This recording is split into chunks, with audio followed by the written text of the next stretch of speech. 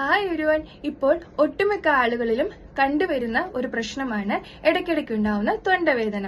ഇത്തരം തൊണ്ടവേദന ഉണ്ടാകാനുള്ള കാരണങ്ങൾ എന്തെല്ലാം എന്ന് നോക്കാം. ഒന്നാമത് ടോൺസിലൈറ്റിസ് ആണ്, പിന്നീട് ഫാരിഞ്ചൈറ്റിസ് ആണ്, പിന്നെ ചില ഇനം രോഗങ്ങളുടെ ഭാഗമായിട്ട്, ഫോർ എക്സാമ്പിൾ കൊറോണ വൈറസ് അല്ലെങ്കിൽ ഇൻഫ്ലുവൻസ വൈറസ് അല്ലെങ്കിൽ കോമൺ ആയിട്ട് ഉണ്ടാകുന്ന ജലദോഷം പോലുള്ള വൈറൽ ഇൻഫെക്ഷന്റെ ഭാഗമായിട്ട്, അതുപോലെ സ്ട്രെപ്റ്റോകോക്കൽ ആയിട്ടുള്ള ബാക്ടീരിയൽ ഇൻഫെക്ഷന്റെ ഭാഗമായിട്ടുണ്ടാകുന്നു.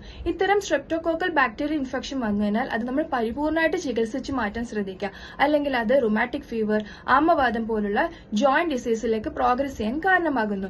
പിന്നീട് റെക്കറന്റ് ആയിട്ടുണ്ടാവുന്ന അലർജിക് റിയാക്ഷൻ കൊണ്ട് പോസ്റ്റ് നേസൽ ഡ്രിപ്പിംഗിൽ നമുക്ക് കഫം വന്ന് തൊണ്ടയിൽ നിറയുന്നതുകൊണ്ട് തന്നെ നമുക്ക് തൊണ്ടവേദന ഉണ്ടാവാൻ കാരണമാകുന്നു. മൂക്കിലൂടെ ശ്വാസം എടുക്കാൻ പറ്റാത്തൊരവസ്ഥയിൽ, for example nasal polyps, adenoid പോലുള്ള കണ്ടീഷനിൽ നമ്മൾ വായിലൂടെയാണ് നമ്മൾ ശ്വാസം എടുക്കുന്നതെങ്കിൽ ത്രോട്ടിൽ ഉണ്ടാവുന്ന ഡ്രൈനെസ് കൊണ്ടുണ്ടാവുന്നു. അതുപോലെ കണ്ടിന്യൂസ് ആയിട്ടുള്ള AC എക്സ്പോസ് ചെയ്യുമ്പോഴത്തേക്ക് ത്രോട്ടിൽ ഉണ്ടാവുന്ന ഡ്രൈനെസ് കൊണ്ടും ഇത്തരം തൊണ്ടവേദന ഉണ്ടാവാൻ കാരണമാകുന്നു.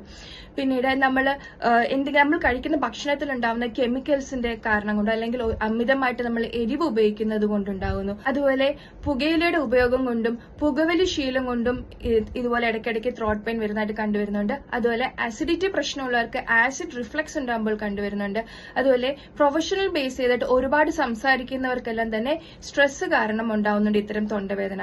സോ എന്ത് കാരണം കൊണ്ടാണ് ഇത് ഉണ്ടാവുന്നത് എന്ന് മനസ്സിലാക്കി അതിന് പ്രോപ്പറായിട്ട് ചികിത്സ എടുക്കുന്നൊപ്പം തന്നെ നമുക്ക് വൈറൽ ഇൻഫെക്ഷൻ കൊണ്ടുണ്ടാവുന്നതാണെങ്കിൽ നമുക്ക് ഉപ്പിട്ട് കവിൾ കൊള്ളുന്നത് നല്ലതാണ്.